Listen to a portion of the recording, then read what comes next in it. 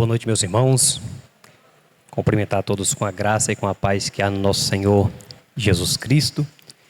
Falar da alegria de estar na casa de Deus, podermos ter essa liberdade maravilhosa de adorar o seu nome, de congregar, de expressar em público o quanto nós amamos esse Deus, porque Ele nos amou primeiro, de louvá-lo pela sua bondade para conosco nesse primeiro dia da semana. Irmãos, vamos ler um texto da palavra de Deus. Gostaria que os irmãos que estão presentes no templo, aqueles que nos acompanham pelas redes sociais e pela transmissão da Rádio Ceará, abrissem suas Bíblias no Evangelho de Mateus, capítulo 21.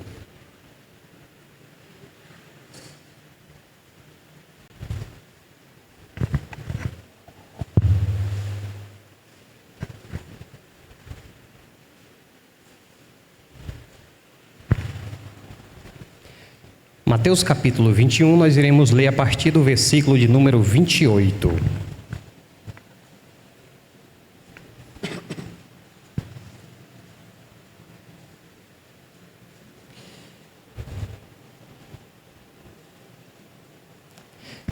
Diz-nos assim a palavra de Deus: Mas que vos parece? Um homem tinha 2 filhos. Dirigindo-se ao primeiro, disse: Filho, vai trabalhar hoje na minha vinha. Deixa eu fazer uma pausa bem rapidinho aqui, porque em algumas traduções pode ser que esse primeiro aqui seja segundo, tá ok? Então há uma inversão aí do primeiro filho para o segundo em algumas traduções. Versículo 29. Ele, esse filho, porém respondendo disse: Não quero. Mas depois, arrependendo-se, foi. E dirigindo-se ao segundo, falou-lhe de igual modo. E respondendo ele disse: Eu vou, Senhor. E não foi. Mas qual dos 2 fez a vontade do Pai? Disseram-lhe eles: O primeiro. Disse-lhe Jesus: Em verdade vos digo que os publicanos e as meretrizes entram adiante de vós no reino de Deus. Porque João veio a vós no caminho de justiça, e não crerdes, mas os publicanos e as meretrizes o creram. Vós, porém, vendo isso, nem depois vos arrependestes para o crer. Ouvi ainda outra parábola. Houve um homem, pai de família, que plantou uma vinha e circundou-a de um valado, e construiu nela um lagar, e edificou uma torre, e arrendou-a a uns lavradores, e ausentou-se para longe. E chegando o tempo dos frutos, enviou os seus servos aos lavradores para receber os seus frutos. E os lavradores apoderaram-se dos servos, ferindo um, mataram o outro e apedrejaram o outro. Depois enviou outros servos em maior número do que os primeiros, e eles fizeram o mesmo. E por último enviou-lhe seu filho, dizendo: Terão respeito pelo meu filho. Mas os lavradores, vendo o filho, disseram entre si: Esse é o herdeiro. Vinde, matemo-los e apoderemo-nos de sua herança. E lançando mão dele, o arrastaram para fora da vinha e o mataram.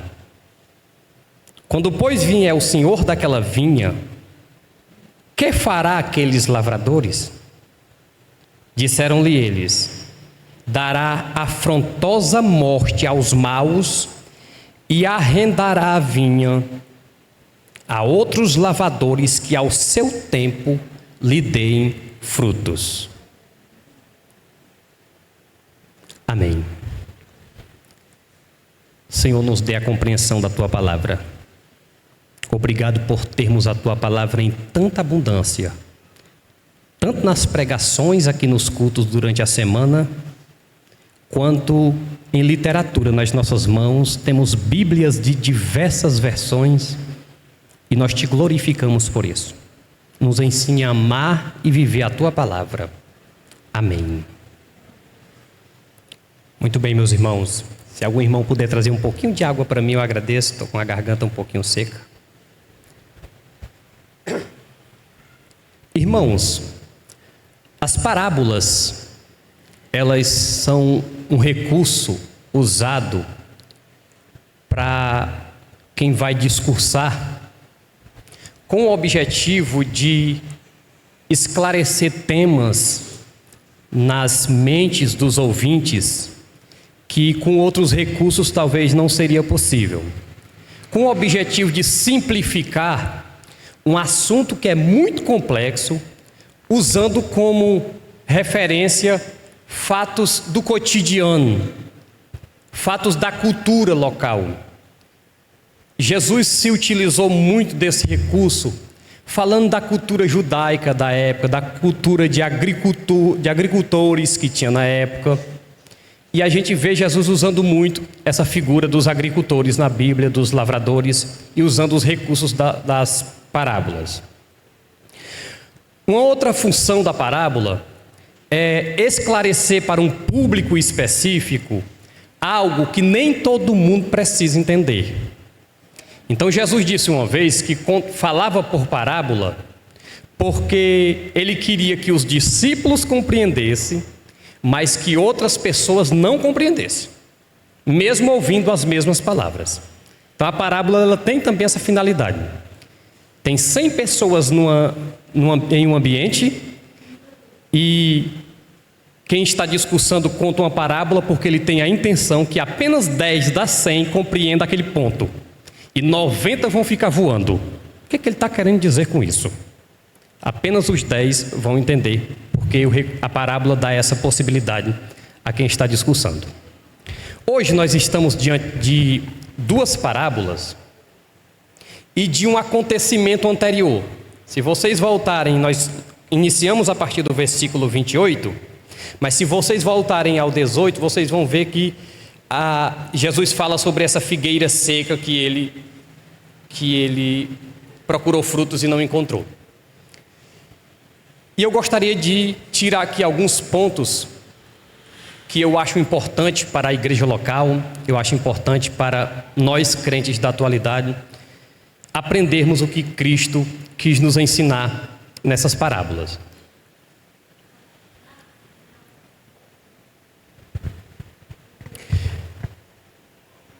A parábola conta que um homem que tinha 2 filhos chamou os 2 em convites individuais. Ele não chegou para os 2 e disse: vamos ali fazer um serviço. Não. Ele chegou para um e disse: vamos, vá lá fazer aquele serviço. E ele disse: eu vou, mas não foi. E para o outro ele fez o mesmo convite de forma individual. E ele disse: eu não quero ir. Mas depois se arrependeu e foi.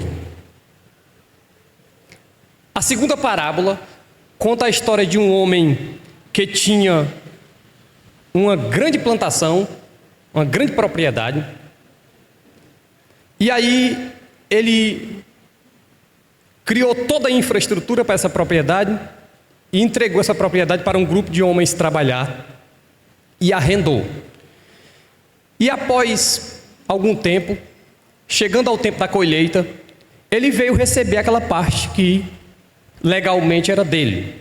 E ele mandou alguns funcionários e eles não receberam esses funcionários, maltrataram, apedrejaram, né? Colocaram eles para correr. Ele mandou um grupo maior e esse grupo maior também não teve respeito. E depois ele decidiu mandar o filho dele, entendendo o seguinte: os trabalhadores estão no mesmo nível deles. Foi por isso que eles não respeitaram. Mas o meu filho não, o meu filho está uma categoria acima. Ao meu filho eles respeitarão. E aí eles vendo o filho, ele disse: o dono de tudo, o dono da herança é esse menino. Vamos matar esse menino, porque matando ele a gente toma todo o poder do homem. E interessante que a parábola dá um sinal aqui, irmãos, ela levanta uma bola para nós compreender aqui, viu? Porque diz que eles tiraram o menino para fora e o mataram fora da vinha. Alguém foi tirado para fora de algum lugar para ser morto. Vocês se lembram disso? Jesus foi arrancado do centro de Jerusalém e levado para ser morto fora da vinha. Esse menino é Jesus. Mas vamos aqui analisar algumas coisas importantes dessas parábolas. Primeiro, o convite ele foi feito aos 2 filhos.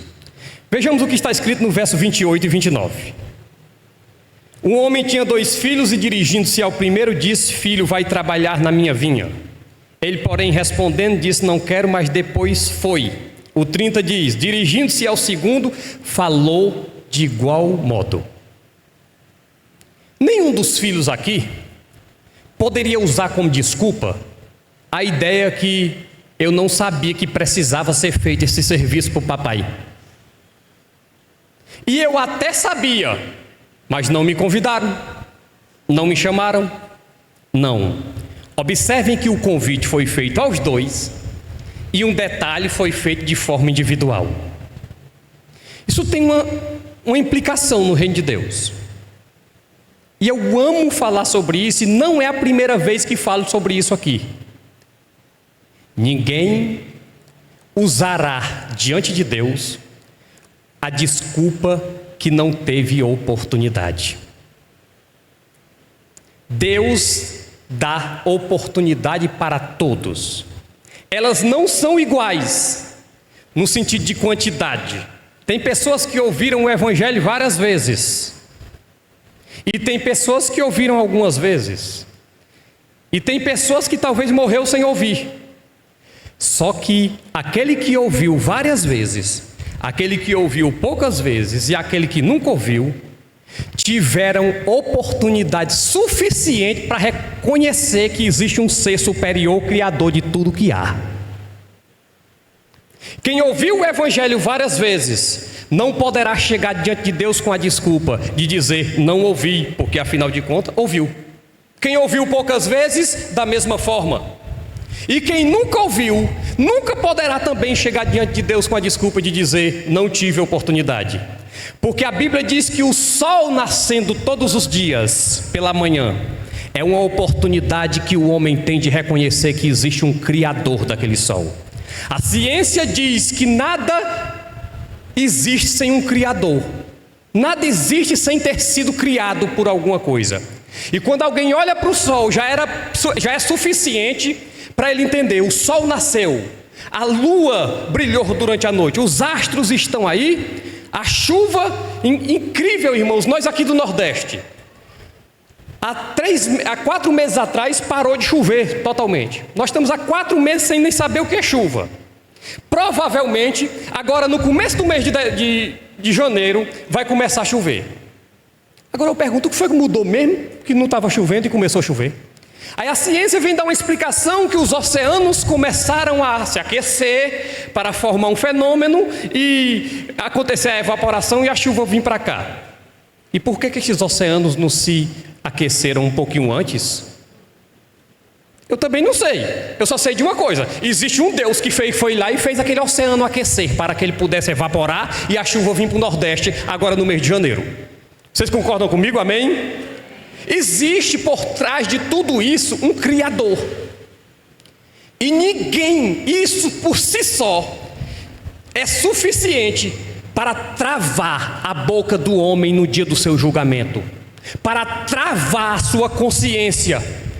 A sua consciência vai gritar dentro de si: você rejeitou um Deus que tanto amor dispensou sobre a humanidade. Você rejeitou a grande infraestrutura que Deus criou para o homem ser salvo. Hoje eu fui apresentado pela manhã, depois da escola bíblica. O irmão Micael trouxe um jovem, até convidei para estar aqui, não sei se está.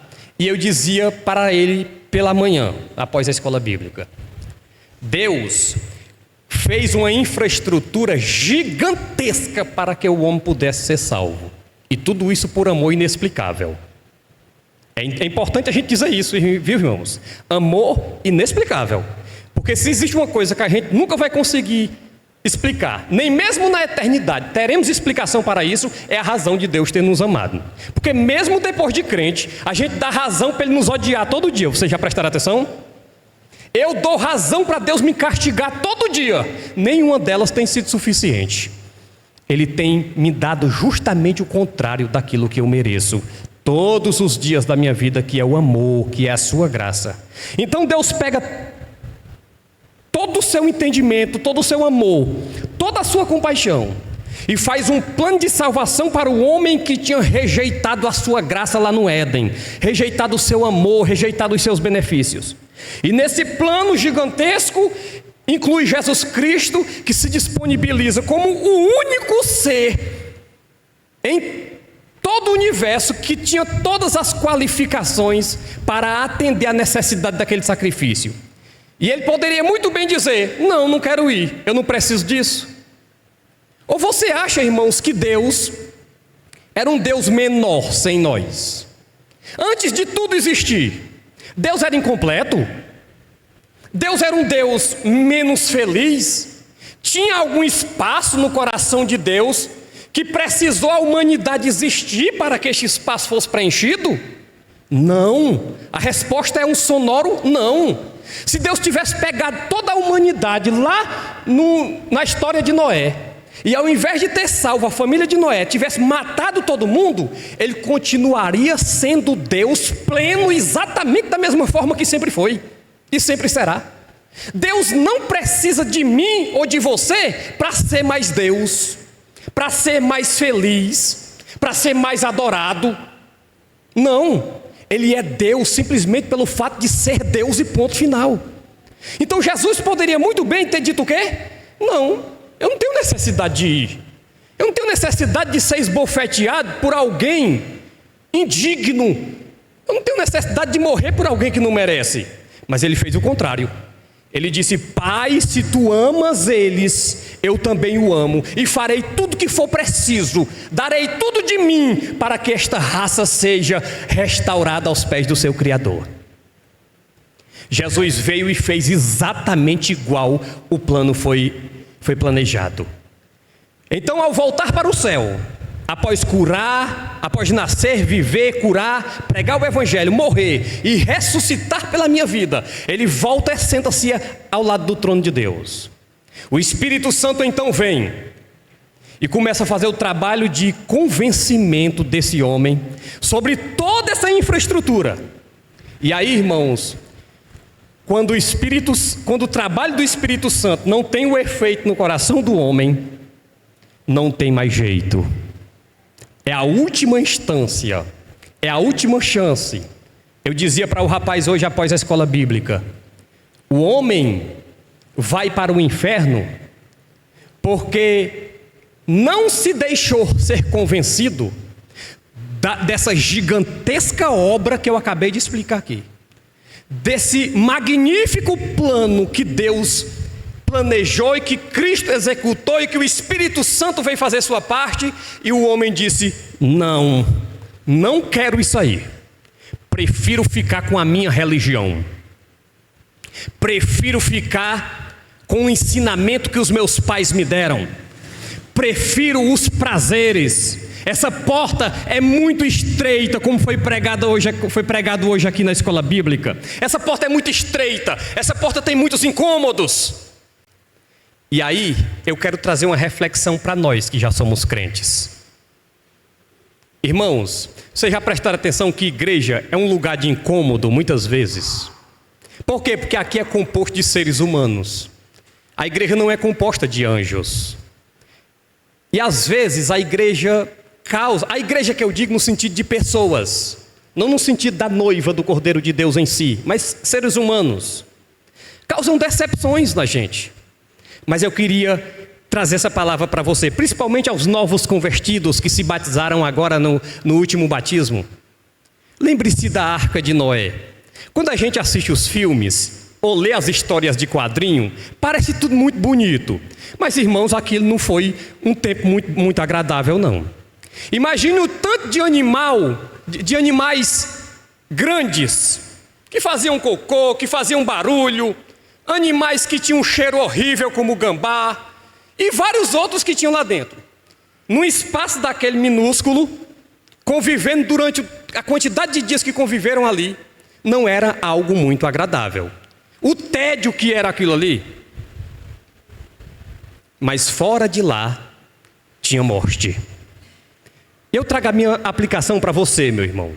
Quando você pensar em abandonar a igreja, quando você pensar em desviar-se por algum incômodo que tem aqui dentro, lembre-se que do lado de fora tem morte. Aqui pode sim ter alguns incômodos, mas tem salvação, tem providência de Deus todo dia, tem alimento espiritual para a sua vida todo dia, tem suprimento das suas necessidades. É o que eu vou falar aqui agora nos próximos pontos da mensagem. Outra coisa interessante aqui, irmãos, é que a gente deve entender quem são esses lavradores e quem são esses dois filhos, para que possamos partir para o próximo item.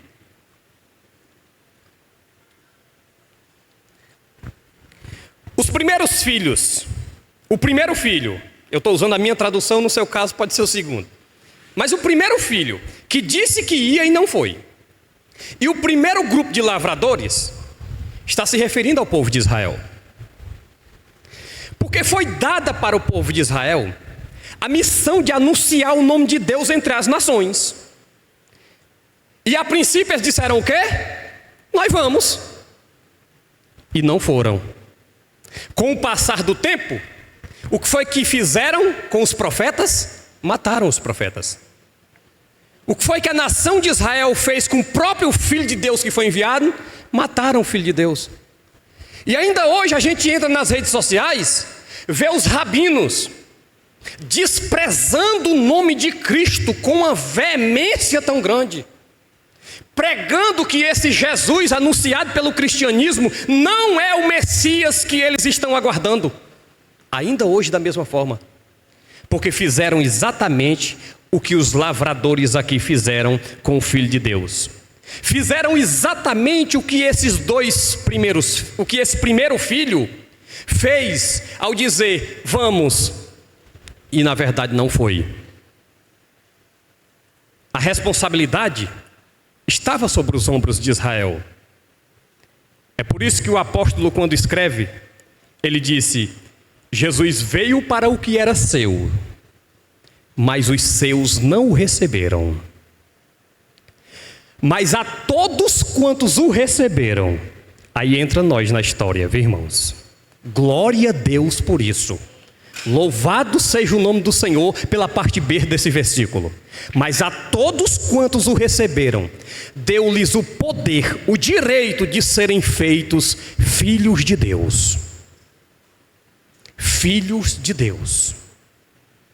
Irmãos, eu estive ontem com os jovens aqui, levando a palavra para eles, e eu coloquei alguns deles num canto de parede. E em um momento da mensagem eu o indaguei. Você é realmente um salvo? Você é realmente um filho de Deus? E a resposta, logicamente, de cara é sim. Porque até as pessoas que não creem ainda dizem isso. E então eu falei para eles, mas eu não acredito. Hipoteticamente, eu não acredito. E vocês agora precisam me convencer. Vamos lá, abram a boca e me provem que são realmente filhos de Deus. Ou vocês acreditam que pelo fato de vocês estarem aqui na igreja, isso é motivo para me acreditar? Cantar e tocar no conjunto da igreja, fazer parte de algum ministério da igreja, isso é fruto suficiente para convencer qualquer pessoa que eu sou filho de Deus? E aí, irmãos, eu me surpreendi. Eu me surpreendi com a maturidade, com a fé, com a convicção que tinha dentro de alguns. Eles quase que leram a Bíblia para mim com as suas palavras. E no final, um deles, sem se tocar, que estava citando Romanos capítulo 8, versículo 16. Se o irmão puder projetar aqui, eu agradeço. Romanos 8, 16. ele disse: irmão, eu creio que eu sou filho de Deus. Eu sei que eu sou um salvo e eu não tenho dúvida disso. Porque tem algo dentro de mim que não deixa nem sequer eu negar isso. Ele estava lendo isso aqui, ó. O mesmo Espírito com o E maiúsculo. Apesar que aqui está tudo maiúsculo, né? Mas na Bíblia de vocês, esse primeiro Espírito vai estar com E maiúsculo, se referindo ao Espírito de Deus. O mesmo Espírito testifica com o nosso Espírito que somos filhos de Deus. Dentro de cada salvo, o Espírito Santo está todos os dias confirmando para ele, dizendo: tu és salvo, eu habito dentro de ti, o teu nome está no livro da vida, em breve o Filho de Deus está voltando para te buscar. Você escuta essa voz dentro de você? Você já sentiu, mesmo diante das tristezas da vida, das angústias, dos desânimos, quando a fé da gente diminui, a gente se sente um pouco abatido, vem algo dentro da gente dizendo: tu és filho de Deus, foi te dado o direito de ser chamado filho de Deus. Isso não é arrogância, irmãos, é o Espírito Santo dentro de mim confirmando isso. Então, irmãos, nós fazemos parte desse segundo grupo. O texto diz que o Senhor daquela vinha, quando vier, tomará a sua propriedade daqueles lavradores maus, e foi isso que ele fez tomando de Israel. Deus tirou de Israel a responsabilidade de evangelizar o mundo, porque não tinha como Israel evangelizar sem crer no Evangelho. O que é Evangelho? Evangelho é a grande boa notícia de Deus ter mandado o filho dele nascer de uma virgem. A notícia foi tão boa, foi tão ampla, que ele disse: esse menino será chamado de Emanuel, que significa Deus desceu do seu trono e habita no meio dos homens. Isso é Evangelho. Se o povo de Israel não acredita nisso, não tem como mais eles serem representantes de Deus na terra como anunciadores do Evangelho. E isso não quer dizer que Israel esteja fora dos planos de Deus.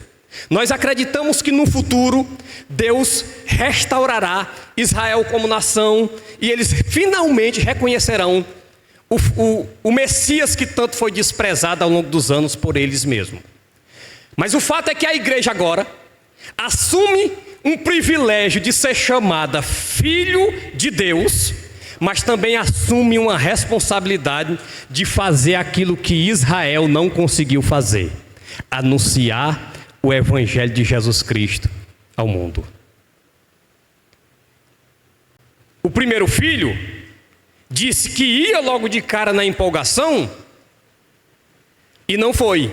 E olha, irmãos, quando a gente vai ler o Antigo Testamento, aquela história de Moisés, após o povo sair do Egito, Josué, a cada reconciliação que o povo tem, o povo se dobra diante de Deus e diz: te amamos, tudo o que falares nós obedeceremos.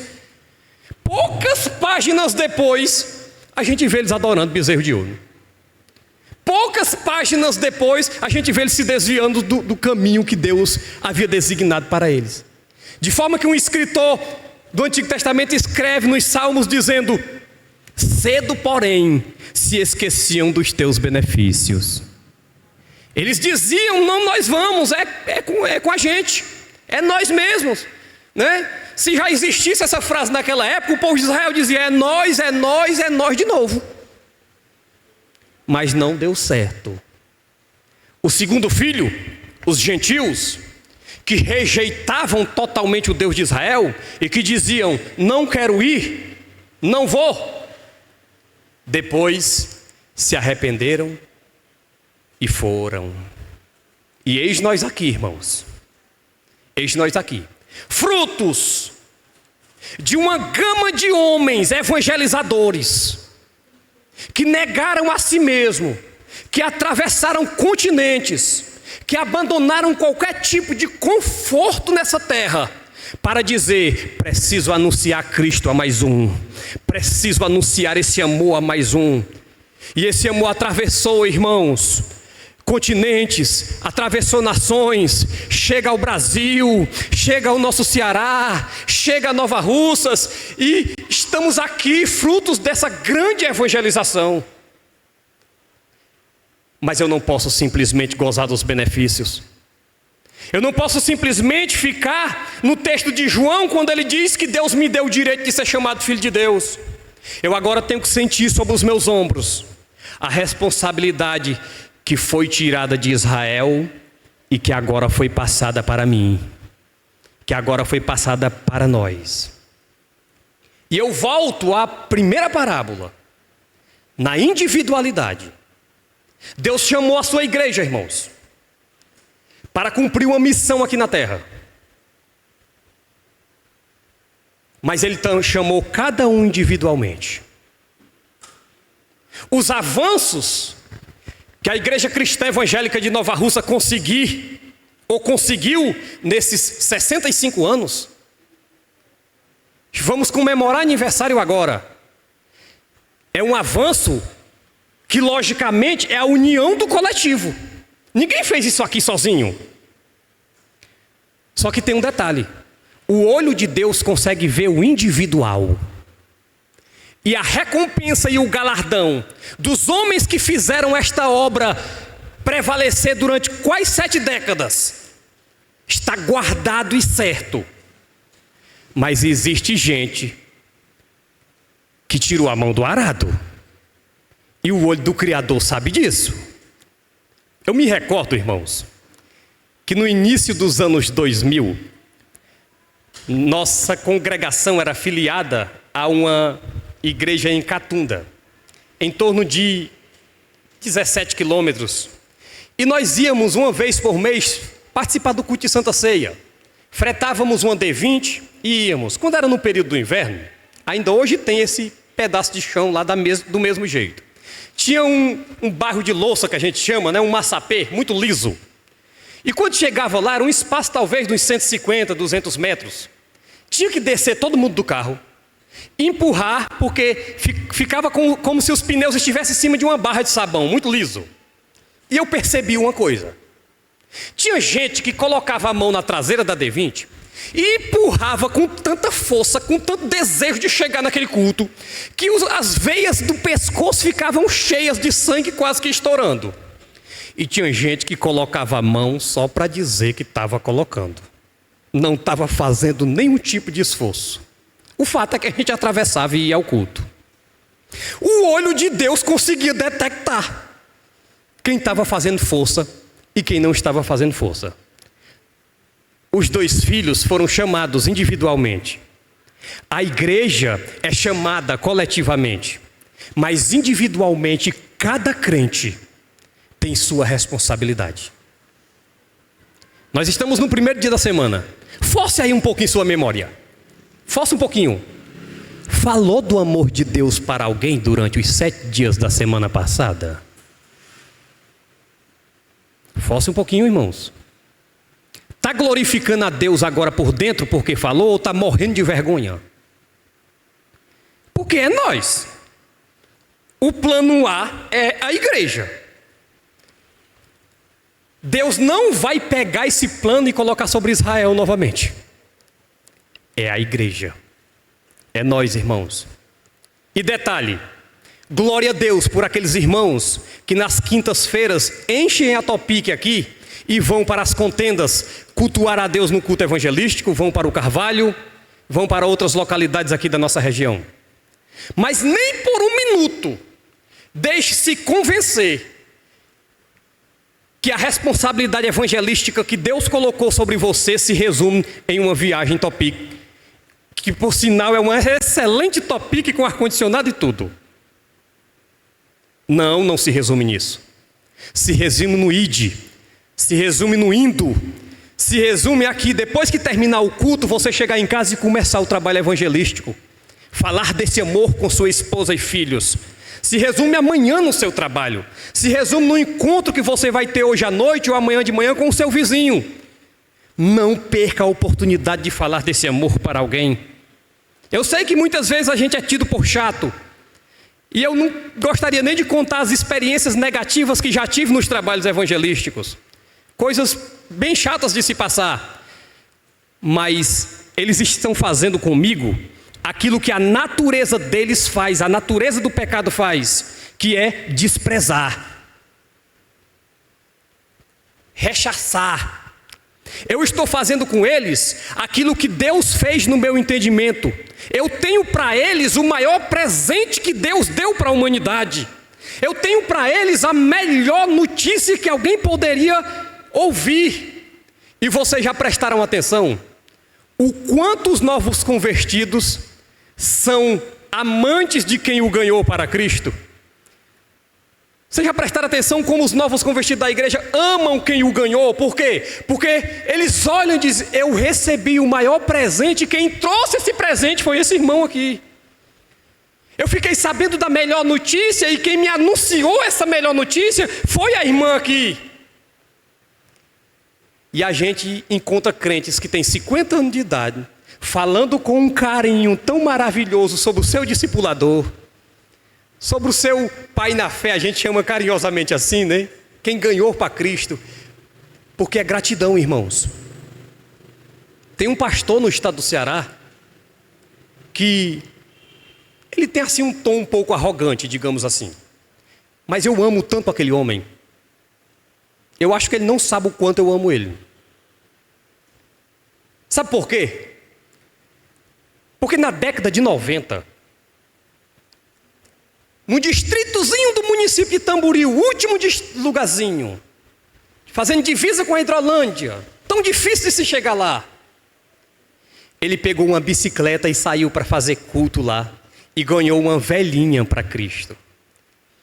E ele passou anos e anos fazendo culto para aquela velhinha. E um dia, eu voltando para casa com a sua bicicleta, de Cacimbas a Catunda tem uma ladeira para se subir. Ele parou, na época não tinha calçamento, parou no meio dos buracos daquela ladeira e orou ao Senhor dizendo: Senhor, eu não venho mais, só uma velhinha esse tempo todo.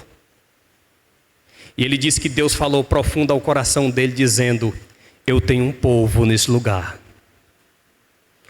E é você que vai levar a notícia para esse povo que eles pertencem a mim. E aquele povo a qual Deus se referia era a minha família. Eram os meus pais, meus irmãos, e era eu que estava lá. E hoje, onde eu encontro esse homem? Hoje ele trabalha como vendedor na região, e de vez em quando a gente se bate aí almoçando junto. Eu não consigo me conter, eu saio da minha mesa, vou lá dar um abraço e falar do quanto eu considero aquele homem. Porque ele levou a melhor notícia para a minha família. E agora eu parto para a finalização, irmãos.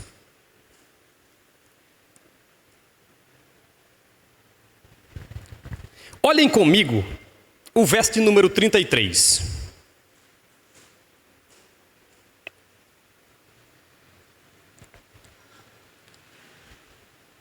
Houve um homem, pai de família, que plantou uma vinha. Prestem atenção, irmãos. Ele plantou uma vinha, circundou-a de um valado, construiu nela um lagar, edificou uma torre e arrendou-a. Eu queria tirar duas coisinhas desse versículo. Primeiro, de trás para frente do verso, ele arrendou. Essa expressão arrendar, ela é uma expressão muito antiga. Mas aí traz a ideia de eu receber algo que não é meu, de eu cuidar de algo que não é meu. E olha como tem gente aí que não compreendeu esta realidade aqui, viu? A igreja tem dono, e esse dono não sou eu. O reino tem dono, e esse dono não sou eu. Ele está apenas emprestado para que eu trabalhe.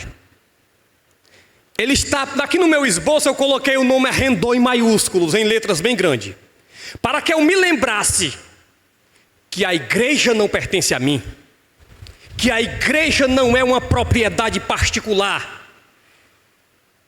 Não é um banco ou uma casa lotérica onde eu vou buscar benefícios. Reino de Deus, irmãos, é um local de entrega.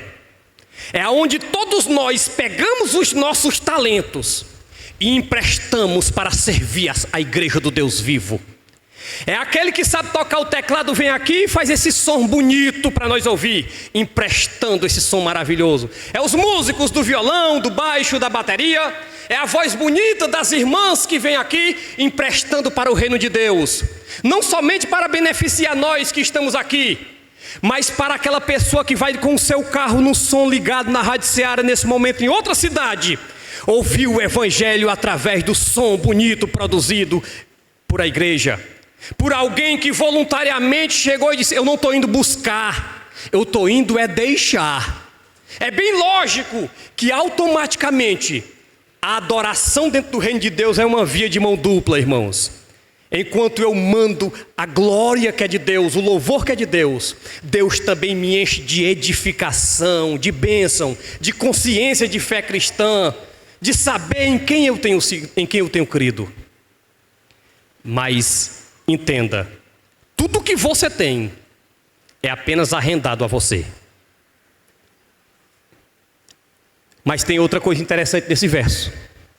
Vocês perceberam o tamanho da infraestrutura, gente, que foi criado? Circundou, plantou uma vinha, criou um valado, construiu um lagar, edificou uma torre. Isso aí significa, sabe o quê? Ele não vai aceitar as suas desculpas, meu irmão. As nossas desculpas, muitas vezes, podem até suprir a necessidade de quem está na frente daquele trabalho. Ah, não fui por causa disso, não fui por causa daquilo, ou não pude ir. O irmão que está ouvindo aquela história, que contava com a sua presença, pode até se convencer. Mas o dono da vinha criou toda a estrutura. A autoridade que você precisa para evangelizar foi dada aqui, ó. Está dentro desse versículo aí. O poder que você precisa foi dado aqui. Pare de inventar desculpas que não sabe falar direito. Jesus não precisa do teu bom português para salvar uma vida. Pode ficar com Rai Rein, não tem problema não. Mas vá lá dizer que Jesus reina. Tenha coragem de dizer que um dia ele voltará. Nenhuma coisa que vocês possam estar pensando nesse momento está fora disso aqui. Ah, eu não vou por causa disso. Eu não vou porque sou velho. Eu não vou porque sou novo demais. Eu não vou. Toda a infraestrutura foi criada. Todo o poder foi dado. Toda a autoridade foi dada. E ele não vai aceitar menos do que o resultado. E o que é o resultado? O que é esperado da igreja? Nós já fomos convencidos que somos o segundo filho. Nós já somos convencidos que somos o segundo grupo de lavradores. Se somos o segundo filho, então somos filhos de Deus. Se somos o segundo grupo de lavradores, somos salvos. Somos trabalhadores da seara do Senhor. E o que é esperado de nós? O que é esperado de nós, irmãos, é o que está no verso de número 41 ao 43. Olha o que diz aí, irmãos. Dizem-lhe eles. Jesus havia perguntado o que iria acontecer com aqueles homens que fizeram tão mal, né? Dará afrontosa morte e arrendará a vinha. Presta atenção que a vinha continua arrendada. Continua arrendada. Arrendará a vinha a outros lavradores que a seu tempo lhe deem os frutos. Está aqui o que é esperado de você. É esperado frutos. A expectativa de Deus a respeito de cada um de nós não é nada mais, nada menos do que frutos. Vamos voltar um pouquinho? Se o irmão puder projetar o capítulo 21, o mesmo capítulo, versículo 18 e 19. Olha bem aí, irmãos. E de manhã, voltando para a cidade, Jesus teve fome. E avistando uma figueira perto do caminho, dirigiu-se a ela e não achou nela senão folhas.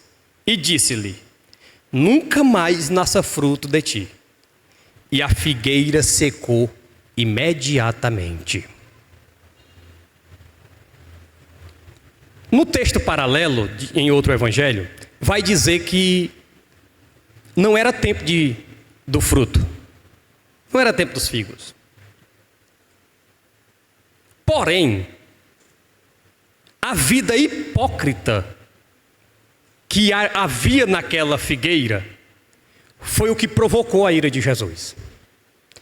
De longe, a figueira estava tão bonita, estava tão verde, estava tão frondosa, que dava a entender que ela estava cheia de frutos.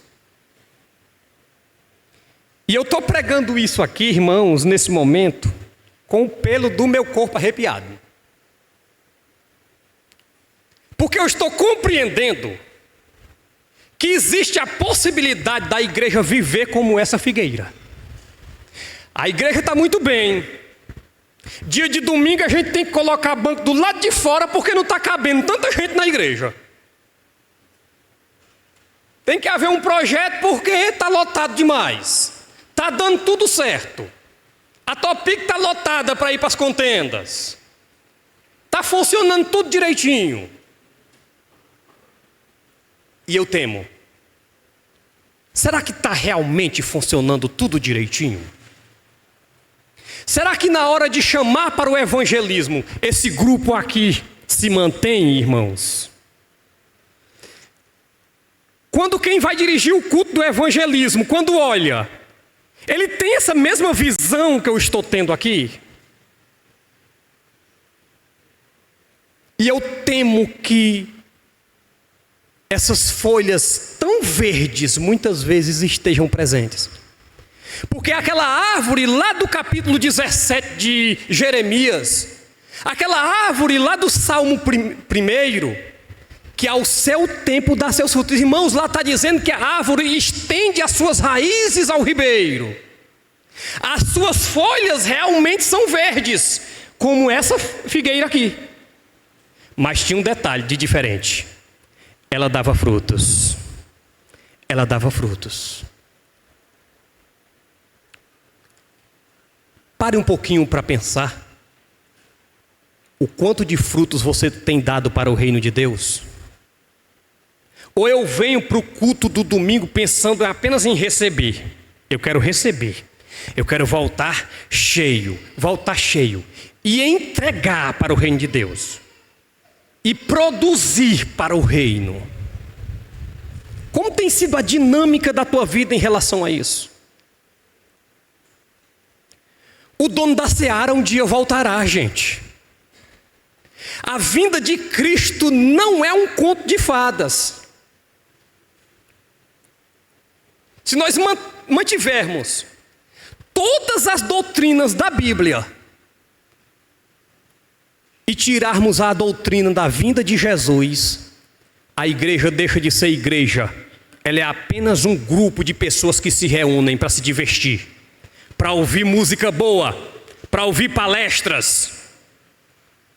O que faz da igreja igreja é a esperança que um dia o seu dono vai voltar. E nós temos essa garantia não dada pelos outros, nós temos essa garantia dada por Ele mesmo. Não se turbe o vosso coração, Ele disse no capítulo 14 de João. Creiam em Deus, creiam também em mim, pois na casa de meu Pai há muitas moradas. E se fosse assim eu vos teria dito, pois vou para o meu Pai. E quando for para o meu Pai, voltarei outra vez e vos levarei para mim mesmo, para que aonde eu estiver, estejais vós também. Jesus um dia voltará a esta terra, é necessário deixar isso bem claro. A igreja prega isso, a igreja crê nisso, Ele um dia voltará. Eu não sei quando é, Um dia para Deus é como 1000 anos e 1000 anos é como um dia. Nossa geração pode sim ser a geração do arrebatamento da igreja. E nós temos sérias evidências para acreditar nisso, irmãos. Os sinais descritos na Bíblia nos dá margem ampla para que acreditamos que Cristo pode voltar a qualquer momento. E não é hora de estar pensando apenas nos nossos interesses. Na minha vida, é hora de anunciar, irmãos. É hora de anunciar. A fé, ela vem pelo ouvir. E o ouvir a palavra de Deus. Mas como ouvirão se não há quem pregue? Essa pergunta, irmãos, deveria tirar meu sono. Deveria me incomodar. Como ouvirão se não há quem pregue? É como um patrão que viu que algo não foi feito na sua empresa e deu um prejuízo enorme para a empresa. E quando o patrão chega e diz assim: quem era o responsável por ter feito isso aqui e não fez? Ah, o responsável treme na base. Porque ele deu um prejuízo enorme para a empresa porque deixou de fazer algo que era da competência dele. É competência da igreja. É competência nossa. Senhor, nós te agradecemos, porque Tu nos fizestes algo que nós não temos palavra em nossa língua para expressar. Grandes coisas fez o Senhor por nós. Tão grande, Senhor, que nós não podemos nos comportar como esses lavradores maus. Tu nos amou, Tu nos deu autoridade, Tu nos deu, Senhor, todas as ferramentas.